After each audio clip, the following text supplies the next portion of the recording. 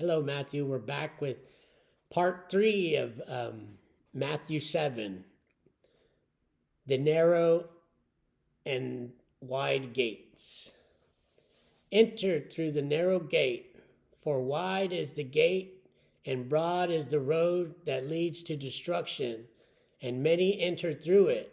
But small is the gate and narrow the road that leads to life, and only a few find it. Well, what that means, Matthew, that means enter through the narrow gate. There's a lot of distractions in life. There's a lot of things that are glittery and a lot of glitz and glamour. There's a lot of shine and a lot of bling out there, and that really doesn't bring peace and comfort to your heart. What my experience, what brings comfort and peace is living a narrow life, like it says. And it says, "For wide is the gate, and broad is the road that leads to destruction." In life, there's a lot of lights and glimmer and glitter, and things are made to thrill you and get attraction, and sometimes we try to get things on demand right away. Like there's a lot of gaming, video games, telephone, computers. A lot. Music can be a distraction sometimes. And so, it says, "But small is the gate and narrow the road that leads to life, and only a few find it." I feel lucky because I've lived in a broad on the. I lived in life when I was younger. There was a lot. There was a lot out there. There was. I chased work. I wanted to travel the world. I wanted to do this. I had a lot of things in front of me that I needed to do and take care of, like my relationship with Jesus and God. And it just gets overwhelming. And there was a lot of times where I just wanted to watch a lot of TV and I couldn't fall asleep. And sometimes I still struggle with that. I need to start praying more. But for the most part, I got a narrow life right now. There's not too much distraction.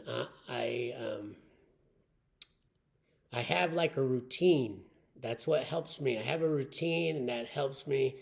And making these videos for you is another tool that I use to keep me on the right narrow path.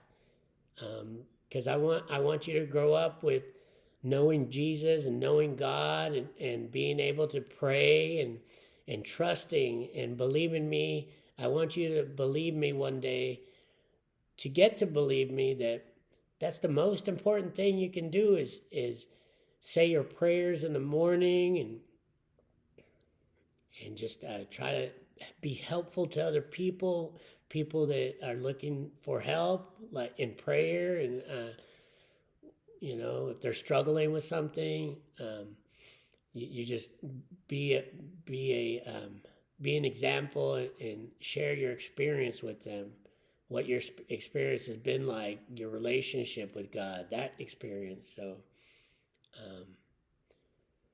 So that's going to wrap up Sunday, November 7th, 2021, Matthew 7. We read all the way down to the Matthew 7, the 9th verse.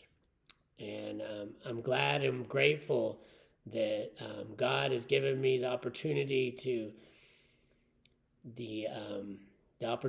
be willing to put these videos out for you. It just gives me chills that I'm able to help you in your relationship and your spiritual life. And, you know, we don't have to do nothing fancy. We don't have to go to church. We can just open the Bible up at our home, and we can teach each other, starting with the family. If you're able to speak about God with your family, you'll be able to do it out there in the world, in the busy world. And hopefully it doesn't have to be too busy. It'll be calm, and you don't have to have too many distractions in life, and you'll be able to have fun with the things God gives you. So I hope you're doing well. I hope this finds you good, in good health, and I'm praying for you. I'm always praying, and I can't wait till you get the chance to see this video and understand it. And I love you, and Jesus and God loves you. They're in your heart. So bye-bye for now.